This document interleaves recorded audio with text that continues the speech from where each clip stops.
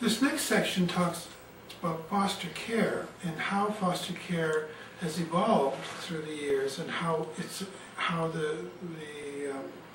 concerted efforts of a lot of smart people have tried to modernize the idea of foster care into an efficient and effective way of addressing residential care for behaviorally disordered kids. The foster families started off being a volunteer activity. It's almost a direct result, or a direct evolution from that extended family problem-solving enterprise that existed prior to the more developed medical systems or systems of care. So, in essence, the families were asked to volunteer their homes to take in conduct disordered kids or difficult kids, so that these children could have a break from the dynamics of their family, perhaps have a different environment in which to grow up in, and hopefully kind of get their orientation straight and progress more pro-socially. This model of voluntary fostering or foster care is remarkably still intact. And we see this by the fact that foster parents are paid very, very little for the services that they provide. They are in essence seen as a rather minor part of the care system when compared to the doctors, psychologists, social workers, teachers, etc.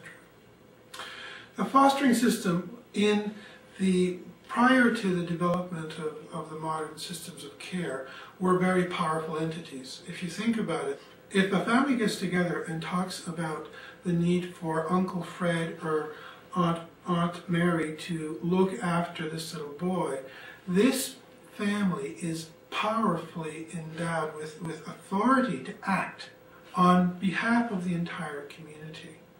So the initial fostering enterprises that I saw still very much in place in Africa and in other countries as well, and that has almost disappeared here in North America, were led by the foster parents themselves, who really felt as if they had a mandate on the part of the community.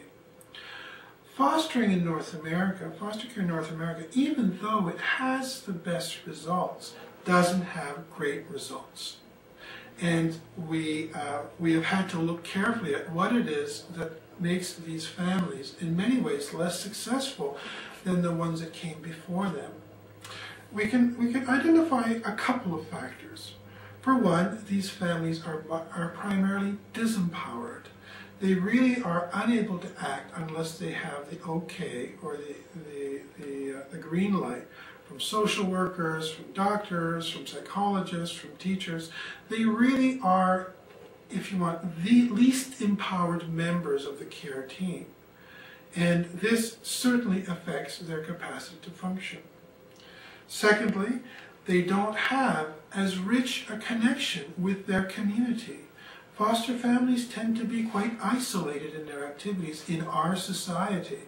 We don't know who they are, we don't know how they function. There's a bunch of confidentiality provisions that limits their capacity to really enlist the community into their activity.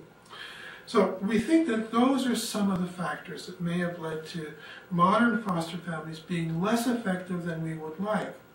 There's a whole series of British studies that I would refer you to as well that studies that whole question of the efficacy of fostering. The British studies were trying to find out why foster families were less effective, for example, than adoptive families. And the adoptive families aren't hindered by those two factors. They are very empowered. As a matter of fact, they are the powerful element within the care system, and they benefit from extensive community connections. And working with adoptive families quite a bit in my own practice, I'm always amazed at how the entire family rallies around the adopting family to make sure that it works. How then does a fostering system fit into a more modern way of thinking? I and a bunch of others, and I certainly haven't been the leader in this, I've been more the follower in this, but a lot of other people have really given a concerted effort at developing fostering approaches that actually increase dramatically the outcomes for the kids that are living there. We've seen as a result the evolution of concepts known as wraparound foster care or multidimensional treatment foster care, which are essentially fostering plus plus plus. Fostering where the parent is truly empowered, fostering where the parent has access almost daily to helping professionals who are there to serve them, and access to a much richer level of community support in the form of community support workers, good connections with the schools, and a lot of individuals who are willing to step forward to provide opportunities to their children within the community to give them the kinds of experiences that will lead to good development. This is to say that fostering is no longer just fostering. We have technologies and approaches now that allow us to really improve dramatically the outcome of foster care in North America. It does require a reinvestment, however, and the reinvestment would come from the dollars saved from being able to gradually phase out group home and institutional care.